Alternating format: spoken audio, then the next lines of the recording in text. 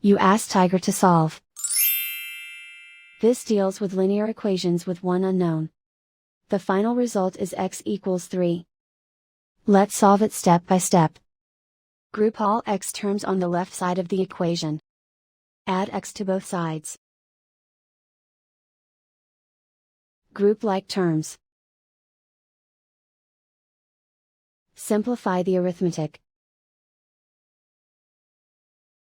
Group like terms. Simplify the arithmetic. Group all constants on the right side of the equation. Subtract 3 from both sides. Simplify the arithmetic.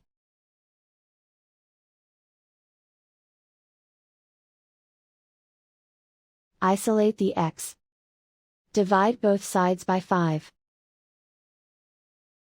Simplify the fraction. Find the greatest common factor of the numerator and denominator.